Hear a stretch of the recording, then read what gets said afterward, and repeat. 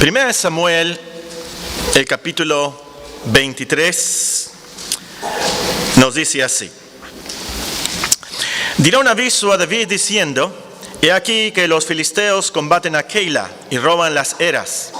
Y David consultó a Jehová diciendo: ¿iré a atacar a estos filisteos? Y Jehová respondió a David: ve, ataca a los filisteos y libra a Keila. Pero los que estaban con David le dijeron: he aquí que nosotros en Judá estamos con miedo, cuánto más si fuéramos a Keila contra el ejército de los filisteos. Entonces David volvió a consultar a Jehová, y Jehová le respondió y dijo: levántate, desciende a Keila, pues yo entregaré en tus manos a los filisteos. Fue pues David con sus hombres a Keila y peleó contra los filisteos. Se llevó sus ganados y les causó una gran derrota, y libró David a los de Keila. Y aconteció que cuando Abiatar, hijo de Ahimelech, huyó siguiendo a David a Keila, descendió con el éfod en su mano. Y fue dado aviso a Saúl que David había venido a Keila.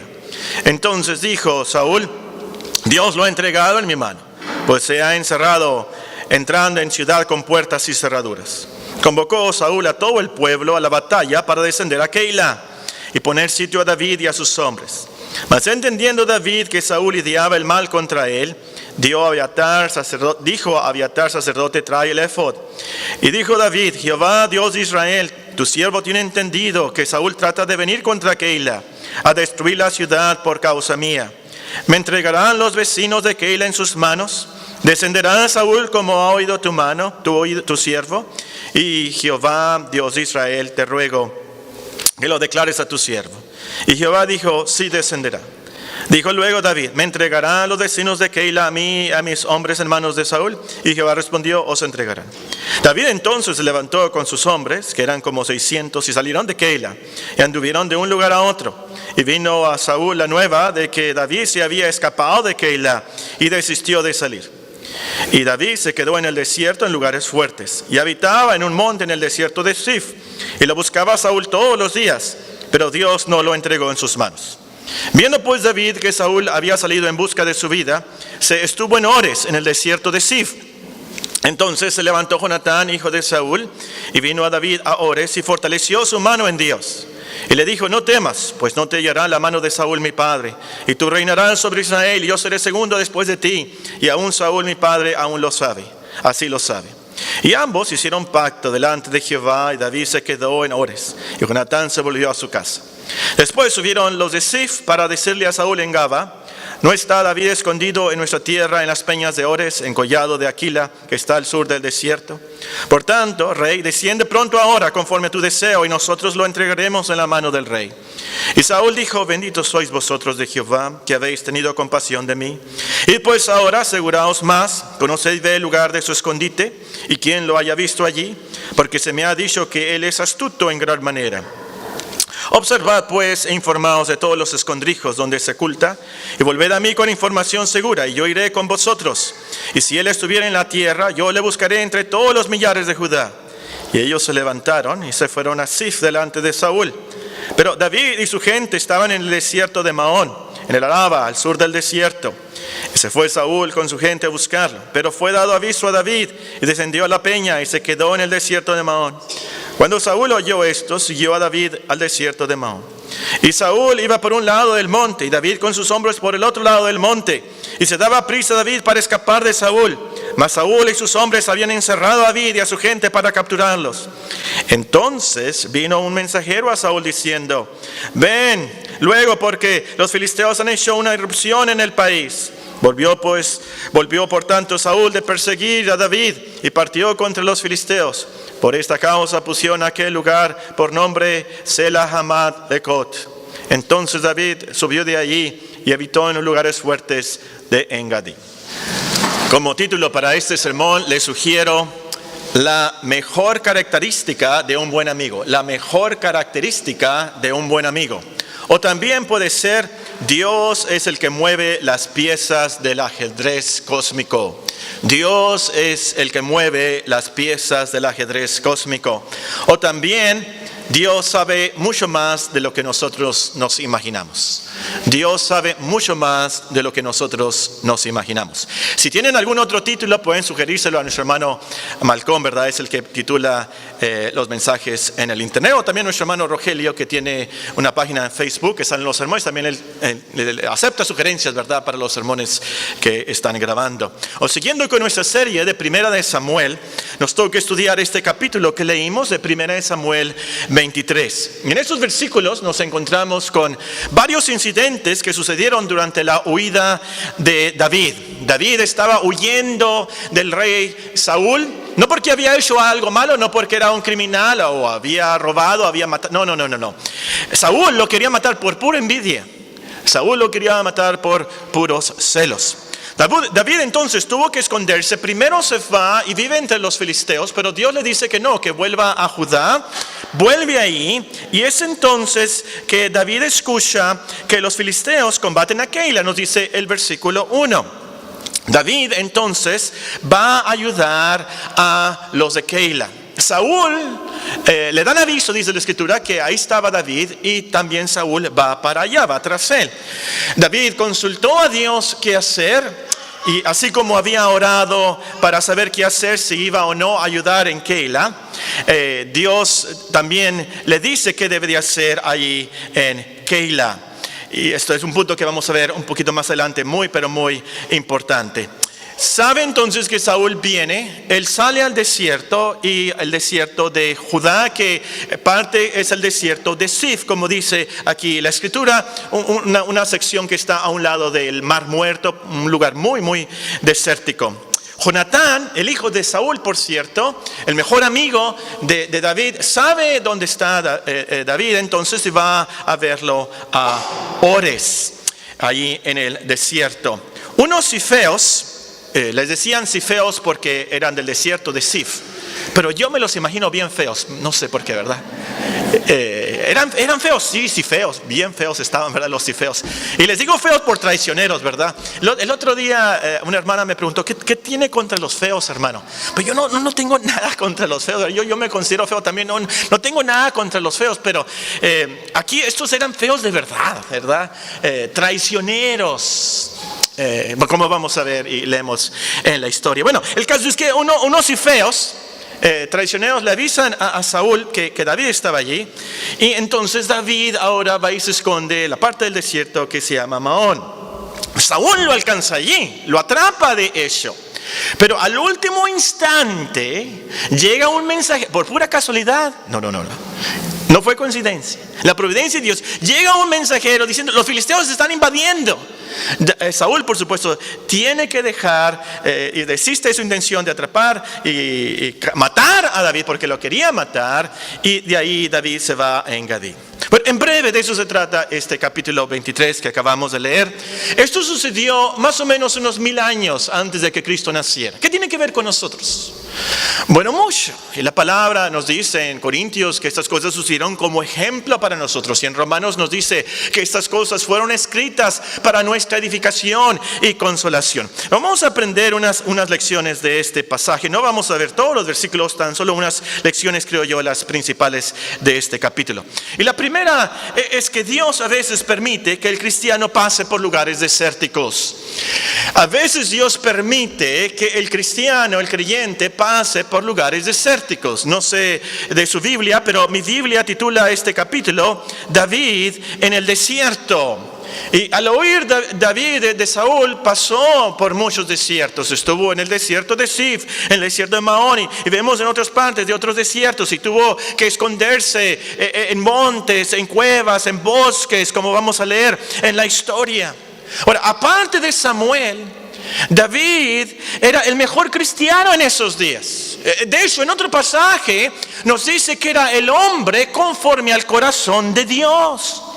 Pero aún así Dios permitió que David pasara días y noches en el desierto. Muchas veces sin comida, y vamos a ver cómo pasó eso con Abigail. Muchas veces sin agua y deseando tomar el pozo de Belén, y muchas veces con mucho frío y muchas veces con mucho calor, como en nuestros días en Hermosillo, ¿verdad? Ahora el mediodía va a ser calor y en la noche va a ser frío, y Y así estaban en ese entonces. Y David pasó por esas angustias y dificultades. Bueno, así en nuestros días, aún a los cristianos, a los mejores cristianos de nuestros días, Dios permite que pasen por dificultades, por pruebas, por tribulaciones, por desiertos en su vida. Y muchas veces tenemos que pasar por el desierto de cierta necesidad, o el desierto de una enfermedad, o esa angustia que podemos tener, aún en el desierto de la soledad, que van a llegar los días. Me estaban diciendo que los mexicanos más o menos tenemos un promedio de vida de 70 años y pensé, bueno, ya nada más me quedan 20, ¿verdad? Para llegar a los 70 y voy a llegar a esa edad y que llego en las visitas de los ancianos y nadie me visita y nadie me habla y nadie me quiere y los hijos me han olvidado y se me hace tan triste eso y ha de ser una gran angustia. La soledad y pasar por ese desierto, pero aún los mejores cristianos pasan por ahí. Para mí el peor desierto por el cual puede pasar un desierto es el desierto de la depresión espiritual, cuando uno se siente tan lejos de Dios y uno siente esa hambre y esa sed de Dios. Hay un salmo que dice, mi alma tiene sed de Dios, del Dios vivo. ¿Cuándo vendré y me presentaré delante de Dios? Fueron mis lágrimas mi pan de día y de noche, mientras me dicen todos los días, ¿dónde está tu Dios? Y muchas veces el cristiano se siente así. Aún nuestro Señor Jesucristo pasó por el desierto de la tentación, por ejemplo. Increíble el desierto de Getsemaní y por supuesto mucho más el desierto del Gólgota.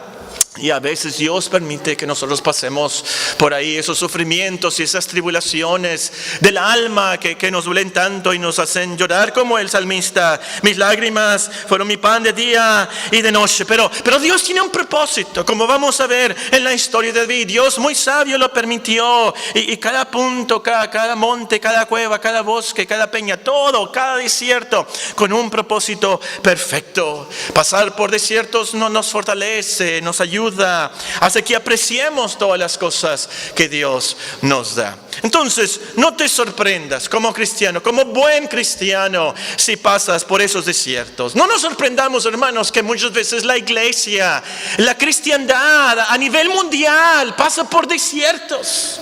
No todos los días son días de reforma y avivamiento, no todos los años, no todas las décadas, no todos los siglos. A veces tenemos que pasar por desiertos y es el propósito de Dios. La semana pasada vimos algo de esto cuando vimos cómo es que Dios y por qué Dios permite la tribulación en nuestros estudios de Apocalipsis 1:9. Así que pasemos a la siguiente lección. El mejor cristiano es algo incrédulo. Vean el versículo 2, esta es la segunda lección. Vean el versículo 2 y 3. El mejor cristiano es algo incrédulo. David consultó a Jehová diciendo, iré a atacar a estos filisteos. Jehová respondió a David, ve, ataca a los filisteos y libra a Keila. Pero los que estaban con David le dijeron, he aquí que nosotros aquí en Judá estamos con miedo. ¿Cuánto más si fuéramos a Keila contra el ejército de los filisteos? Entonces leemos en estos versículos, Dios le dijo a David, sí, ve a Keila, yo te voy a ayudar. Pero sus hombres lo hacen dudar.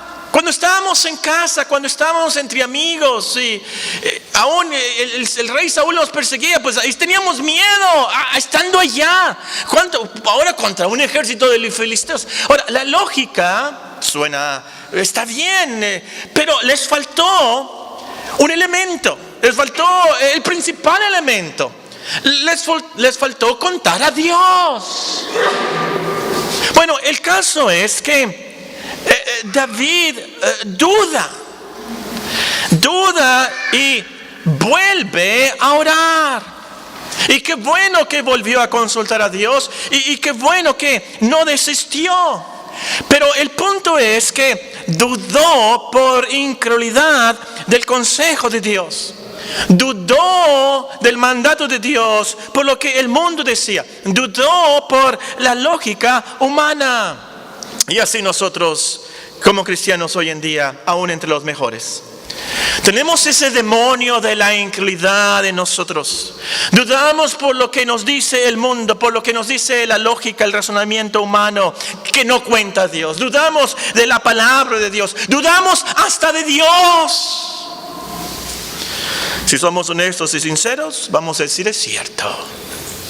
Por lo que leímos en un libro, por lo que vimos en la internet, por lo que, por ejemplo, Dios nos dice que hay que disciplinar a nuestros hijos.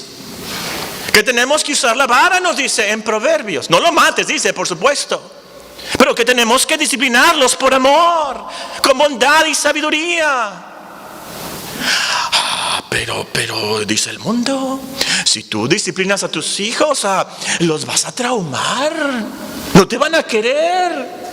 Si tú disciplinas a tus hijas, su autoestima, su gloriosa autoestima va a bajar. No los vayas a disciplinar. No.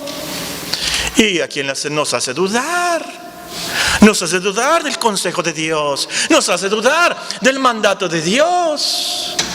Tenemos que tener mucho cuidado, hermanos. Confiemos en lo que Dios nos dice. Él sabe mucho más que nosotros, infinitamente más que el mundo, por supuesto. Creamos su palabra, no le creamos al diablo, no le creamos al mundo, no le creamos a los sueños, no le creamos a los compañeros, pero creámosle a Dios. Y todos los días oremos como ese padre en el Evangelio: Señor, yo creo, pero ayuda mi incredulidad, ayúdame a creerte a ti y a ser conforme a lo que tú dices. Bueno, al final, David, siguiendo la voluntad de Dios, va y rescata a Keila. Saúl lo llega a saber y también va tras él ahí. David vuelve a orar y ora: Señor, va a venir Saúl y si viene y me quedo aquí, me van a entregar. Y también los de Keila, traicioneros, dicen: sí, si te quedas ahí, te van a entregar. Y Saúl viene. Dios sabía entonces lo que pudiera haber sucedido. Y esta es la lección también, la tercera lección. Dios sabe todo. Amén. Aún lo que pudiera suceder. Dios sabe todo. Esa es la omnisciencia, que Dios sabe todo. Pero Dios sabe todo lo que pudiera suceder también en el pasado, en el presente y en el futuro. Es por eso que nuestro Señor reprende a Capernaum, un lugar donde había vivido, una sección de Israel donde había vivido, y les dice así: tú, Capernaum, que eres levantada hasta el cielo, hasta el infierno serás abatida. Porque si en Sodoma se hubieran hecho los milagros que han sido hechos en ti, habría permanecido hasta el día de hoy. Sigan la lógica. Si en Sodoma se hubieran hecho los milagros que Cristo hizo en Capernaum, los de Sodoma se hubieran arrepentido. Teólogos subrayen eso y después lo discuten. Pero mi punto aquí es: el Señor sabía lo que hubiera pasado en el pasado si un factor hubiera cambiado. Ese es el conocimiento de Dios, que sabe todas las cosas, no tan solamente cómo van a pasar y cómo pasan y cómo pasaron, pero todas las cosas que pudieron haber pasado. Y esto es con todos los ángeles, con todos los hombres, con todos los animales, en todos los sentidos, con todas las probabilidades. Ese conocimiento es increíble.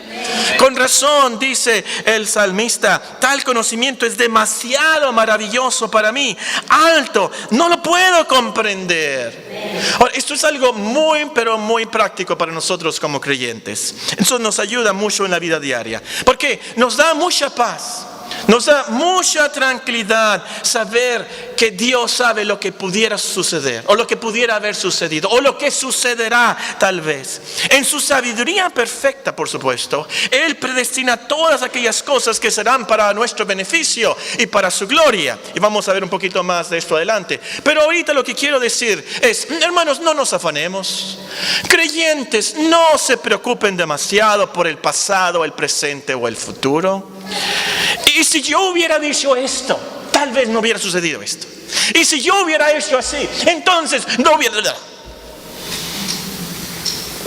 Y si yo estuviera estudiando esto en vez de esto.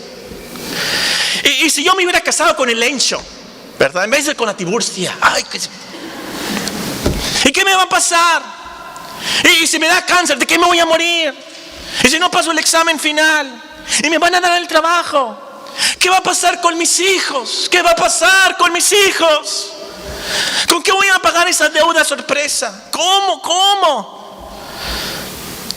Dios sabe. Tú no sabes, pero Dios sabe. Dios sabe que se te olvidó pagar, que tenías que pagar en enero el predial y la tenencia y las placas. Se nos olvida siempre. Dios sabe en qué escuela, en qué trabajo estarás. Dios sabe de tu novia, de tu novio, de tu esposo, de tu esposa, de tus hijos. Dios sabe todo. Y todo lo posible sobre ellos y sobre nuestra vida. La cuarta lección también tiene que ver con esto, pero la separé para enfatizarla. Ven el versículo 14, por favor. 1 Samuel 23, 14. David se quedó en el desierto, en lugares fuertes, y habitaba en un monte en el desierto de Sif. Y lo buscaba Saúl todos los días. Pero Dios no lo entregó en sus manos. Y la lección es: Dios es el que hace todas las cosas según el designio de su voluntad. Dios es el que hace todas las cosas según el designio de su voluntad. Si esas palabras se le hacen conocidas, como que la han leído en alguna parte, están registradas en Efesios capítulo 1 y el versículo 11. Debe ser tomado de ese versículo. Dios hace todas las cosas según el designio de su voluntad. Saúl no pudo encontrar a David porque Dios no se lo permitió. No fue la voluntad de Dios. No pudo atraparlo, no pudo matarlo. Era su intención. Ahora, acuérdense quién era Saúl. Saúl era el rey. Es decir, tenía todo el ejército a su disposición. Es más, nos dice ahí, cuando iba a Keila, llamó a todo el pueblo de Israel, a todo el ejército tras David. Tenía los espías secretos, le avisaban dónde estaba, hasta los bien feos, ¿verdad? Los y feos. Aquí está David, ven. Tenía mucho dinero, tenía todos los recursos, a él no le faltaba comida, a él no le faltaba agua, pero no pudo atrapar a David porque Dios no se lo entregó en sus manos. Todas las cosas suceden por Dios, no por el diablo, no por nosotros. No por los hombres. Dios es el que está en el trono. No Saúl, no el diablo, no nosotros. Dios es el que está en el trono. Dios, como dijo Job, es el que da y el que quita. Dios es el que mueve. Dios el que deja caer. Todo sucede por Él y para Él. Y quiero aquí que piensen por unos momentos. ¿Por qué Dios no entregó a David? ¿Porque David era muy bueno? ¿Iba a hacer muchas cosas buenas? No. Si se acuerdan del salmo que aprendimos, el Salmo 51, ¿por qué lo escribió? Qué terrible lo que hizo. No iba a hacer cosas perfectas, por supuesto, David. Es que era muy astuto, por eso Dios... No. Por más astuto que haya sido, lo vemos aquí a lo último, que a Saúl casi lo atrapa. Si no fuera por la providencia de Dios, que los filisteos atacaron, ahí Saúl lo hubiera atrapado. No fue porque era muy astuto. ¿Por qué Dios no entregó a David? Pues Paco, porque David fue el que compuso y escribió muchos de los salmos, hizo cosas de verdad muy buenas. Realmente no fue por eso. ¿Por qué, hermanos, piensen teólogos? ¿Por qué Dios no entregó a David? ¿Por qué? Por Mateo 1:1. ¿Ya saben cómo comienza el Nuevo Testamento? Libro de la genealogía de Jesucristo, hijo de David. No sé si ustedes han notado que no dice hijo de Abraham. Primero dice hijo de David. La historia es, primero es hijo de Abraham y luego hijo de David. Pero no, primero dice hijo de David. Y los judíos no decían hijo de Abraham, decían hijo de David. Bueno, el punto es, Dios no entregó a David porque él llevaba en sí la simiente del Mesías, la simiente de Cristo. Él no entregó a David porque Cristo venía a salvarnos. David tenía que vivir. David tenía que vivir y tener hijos. David tenía que tener al gran hijo de David por nosotros en el 2014, que nos salva por el gran hijo de David. Por nosotros está este versículo. Por eso la historia, por eso David, por eso este capítulo. Y aquí lo que quiero recalcar entonces es esa providencia directa y perfecta de Dios. Aplica esta lección y tendrás esa paz, como dice en Filipenses, que sobrepasa todo entendimiento, sabiendo que Dios es el que mueve todas las piezas del ajedrez cósmico. Y cuando el diablo quiere mover una pieza, le tiene que pedir permiso a Dios. Ahí escriban entre paréntesis Job. Dios es el encargado del ajedrez cósmico. A veces entrega, a veces quita, a veces avanza, a veces para atrás, pero es Dios quien lo mueve. Entonces, Dios no te va a entregar a tus enemigos, a menos que sea para la gloria de Dios y su propósito en tu vida. Dios no te va a entregar a ninguna enfermedad, a menos que sea para tu beneficio. Dios no te va a entregar a la muerte, a menos que sea el día perfecto programado por Dios. La semana pasada falleció Nicole, la alumna de Raquel, leucemia. Falleció y es alumna también de nuestra hermana Aide.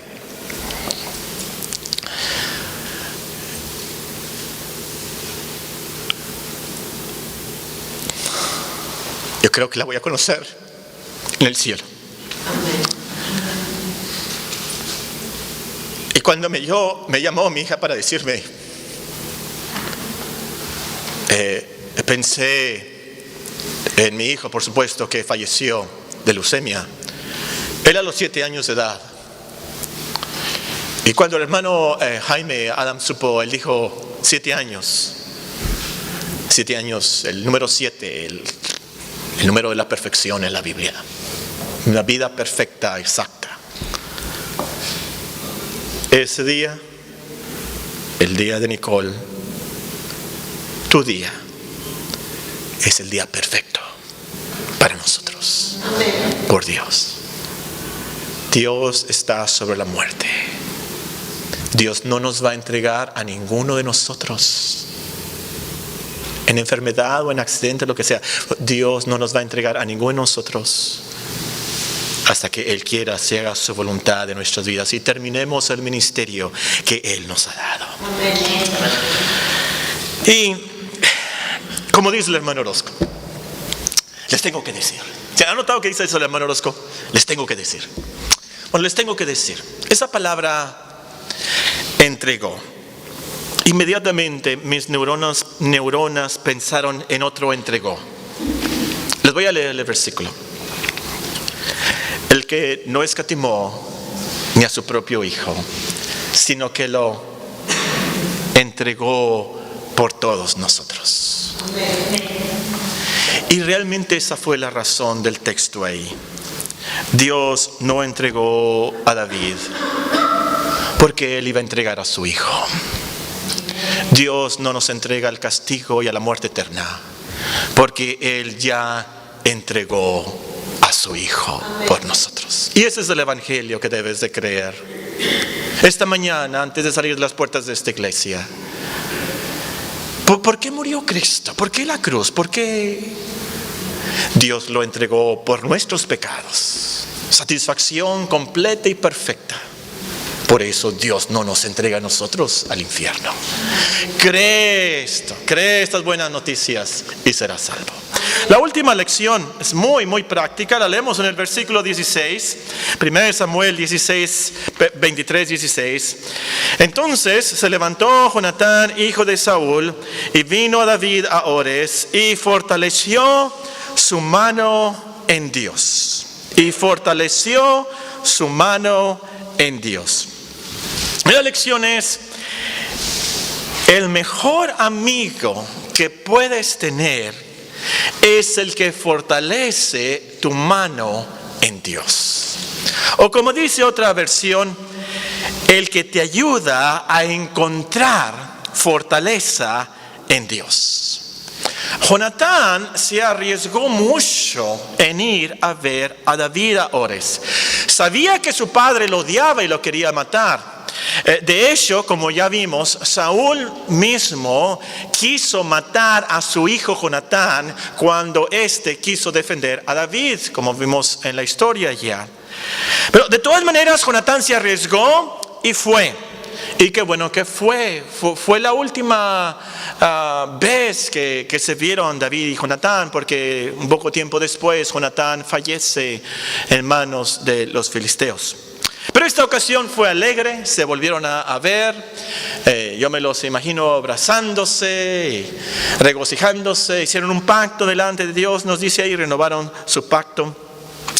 Yo me imagino, por supuesto, que Jonatán llegó muy triste. Sabía que todo el ejército de su padre estaba tras David, con mucho miedo, mucho temor.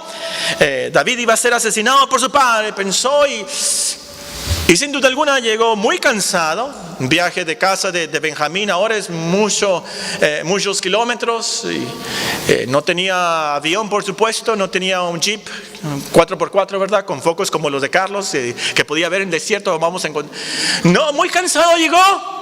Terrible el viaje, muy desanimado, con mucho miedo, por supuesto. Pero llegó y dice que David le ayudó, lo fortaleció. O como dice una Biblia, lo confortó y lo animó en Dios.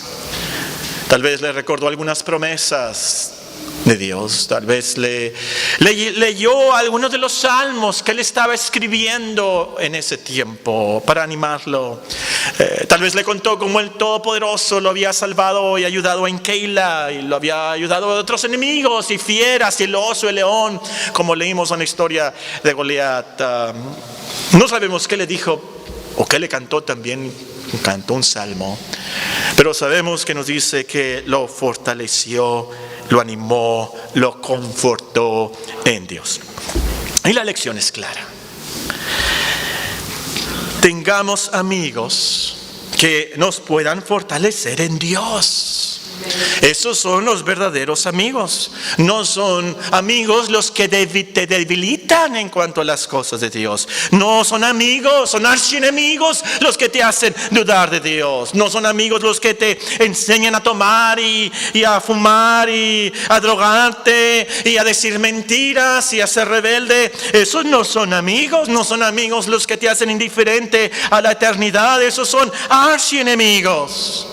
Y aquí quiero recalcar esta lección especialmente a los jóvenes, pues es en la juventud cuando nos hacemos de amigos para toda la vida. Oren, escojan con mucha sabiduría a sus amigos. Es esa amistad que nos podemos ayudar en las cosas de Dios. Y tengan mucho cuidado con aquellos amigas que luego pueden ser novios o novias. Fíjense que esa amistad es para la eternidad. Fíjense que esa amistad debe de ser para Dios. Fíjense que esa amistad es para ayudarse el uno al otro, para fortalecerse en Dios. Esos son los verdaderos amigos. Y eso es lo que tú quieres para tu novia, tu novio, tu esposa, con el cual vas a vivir el resto de tu vida. Alguien que te pueda fortalecer en Dios. Y niños, jóvenes, adultos, ancianos, todos nosotros tenemos amigos, hay que aplicar esta lección también, por supuesto. Hay que compartir las promesas de Dios con nuestros amigos, ayudarles y compartirles el Evangelio y cómo Dios nos ha ayudado, animarlos, fortalecerlos en Dios también. No sé cuántos de ustedes estaban ahí cuando nuestro hermano Fernando Mendívil, no sé si se iba a casar con nuestra hermana Gladys y le pedimos que diera su testimonio de salvación, no sé cómo o qué pasó, pero nos dio su testimonio de su salvación nuestro hermano Fernando Mendívil. Y realmente no me acuerdo de lo que dijo, más que una cosa se me grabó. Se me grabó que nos contó en su testimonio de su salvación que después de que se convirtió, él se dio cuenta que tenía un amigo antes que era cristiano, de mucho antes que era cristiano, y que le asombró y como que le reclamó, ¿verdad? ¿Por qué no me habías dicho? ¿Por qué nunca me dijiste?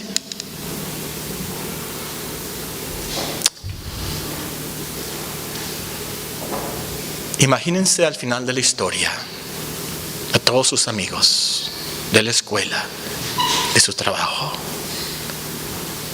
No nos vayan a decir, ¿por qué no me dijiste? ¿Por qué no me invitaste a la iglesia? ¿Por qué no me diste un folleto? ¿Por qué no me dijiste?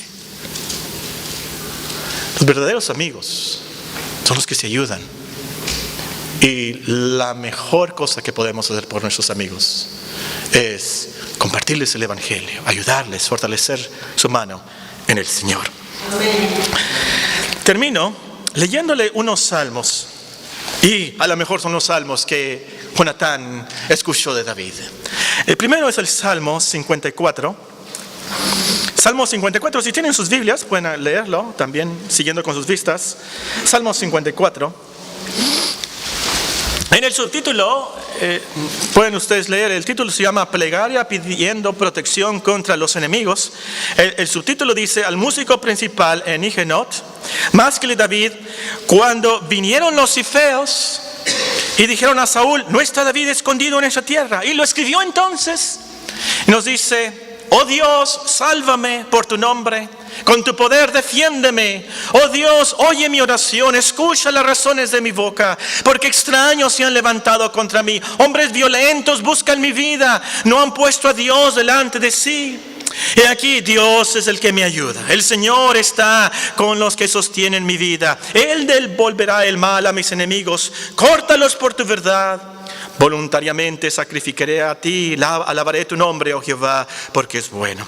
Porque Él me ha librado de toda angustia y mis ojos han visto la ruina de mis enemigos. Luego el Salmo 63, también lo escribió en ese tiempo, cuando estaba en el desierto de Judá. Tal vez lo han cantado ustedes también, hay un coro basado en ese texto. Dios, Dios mío eres tú. Salmo 63, Dios, Dios mío eres tú. De madrugada te buscaré. Mi alma tiene sed de ti, mi carne te anhela en tierra seca y árida, donde no hay aguas, para ver tu poder y tu gloria, así como te he mirado en el santuario. Porque mejor es tu misericordia que la vida, mis labios te alabarán. Así te bendeciré en mi vida, en tu nombre alzaré mis manos. Como de meollo y de grosura será saciada mi alma, y con labios de júbilo te alabará mi boca. Cuando me acuerde de ti en mi lecho, cuando medite en ti en las vigilias de la noche, porque has sido mi socorro, y así en la sombra de tus alas me regocijaré. Está mi alma apegada a ti, tu diestra me ha sostenido. Pero los que para destrucción buscaron mi alma caerán en los sitios bajos de la tierra. Los destruirán a filo de espada, serán porción de los chacales. Pero el rey se alegrará en Dios, será alabado cualquiera que jura por él, porque la boca de los que hablan mentira será cerrada. Oh, Dios bendiga la predicación a nuestros corazones.